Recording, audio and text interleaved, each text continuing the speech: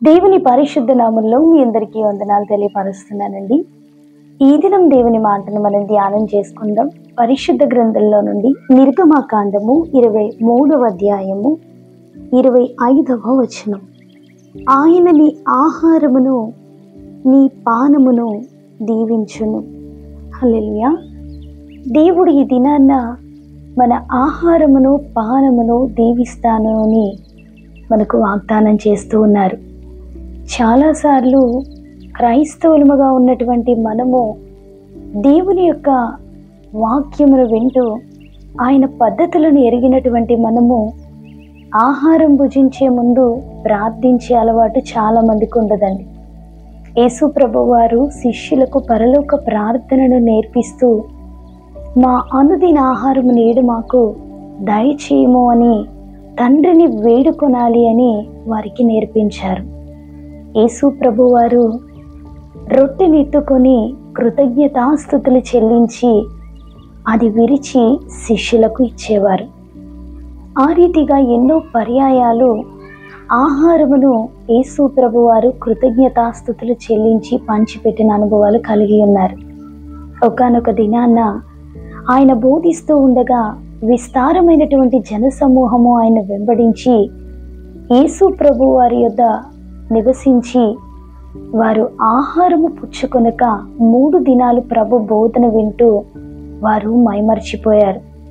అటువంటి ప్రజలపైన కనికరపడి యేసు ప్రభు వారు 5 రొట్టెలు 2 చిన్న చేపలను ఆకాశమునకు ఎత్తి కృతజ్ఞతాస్తుతులు చెల్లించి వారికి వడ్డించారు. వారు 5,000 మందికి పైగా ఆ ఆహారాన్ని భుజించినప్పుడు వారు తిని తృప్తి పొందిన తరువాత ఇంకను 12 గంపలను ఎత్తిరి అని వాక్యం సెలవిస్తుంది. ఆయన ఆహారమును దీవించేవారు. ఆ రీతిగానే ఎలీషా ప్రవక్త ఒక పట్టణంలోకి ప్రవేశించినప్పుడు ఆ పట్టణం ఎంతో రమ్యమైనదిగా కనబడుతూ ఉంది. ఆ పట్టణంలో ఉన్నటువంటి వ్యక్తులు ఎలీషా ప్రవక్త యొద్దకు వచ్చి, ఈ పట్టణం ఎంతో రమ్యమైనది, ఈ పట్టణం ఎంతో శ్రేష్టమైనది, కానీ నీరు మంచిది కాదు అని వారి గోడు ప్రవక్త యొద్ద వెళ్ళబుచ్చుకుంటున్నారు.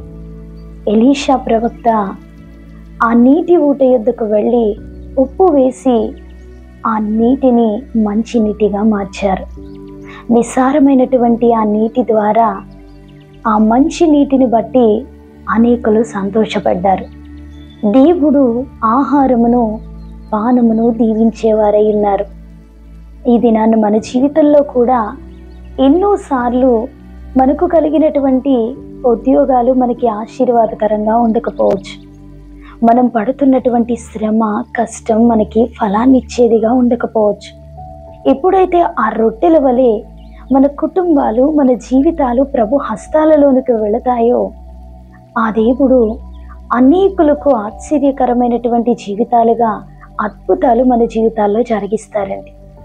మన ఆహారాన్ని మన పానాన్ని దీవిస్తానను మాటను మనం జ్ఞాపకం చేసుకొని మనం పడుతున్న శ్రమలో ఫలితం లేకుండా కృంగిపోతున్న పరిస్థితులను ప్రభు తట్టు ఎత్తి ప్రార్థించే వారంగా ఉండాలి.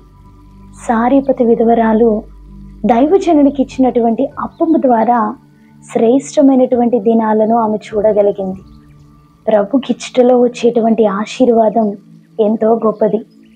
ఈ దినాన్న మనకున్నటువంటి శ్రమలైనా, మనము పోరాడుతున్నటువంటి పరిస్థితులనైనా, లేదంటే మన కుటుంబంలో ఎవరైనా ఫలిస్తే మనకి శ్రమలు తీరిపోతాయి అనుకునే వారినైనా ప్రార్థనలో ఎత్తిపట్టి వారి కొరకు ప్రార్థిస్తే వారిని దేవుడు ఆశీర్వదిస్తారు. వారి ద్వారా మన కుటుంబంలో అద్భుతాలు జరిగిస్తారు. అటువంటి అద్భుతమైన వాగ్దానాన్ని పొందుకున్న మనము దేవుని సన్నిధిలో మొరపెట్టాలి. మా ఆహారాన్ని మా పానాన్ని దీవించండి.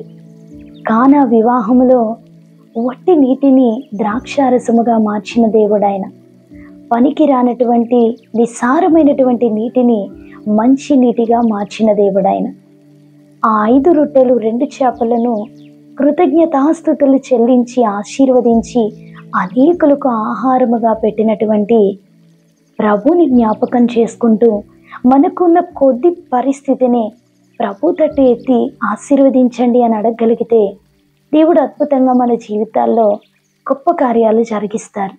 ఆ దేవుని సన్నిధి మనందరికీ తోడైంది, మనల్ని బలపరుచును గాక. ఆమేన్.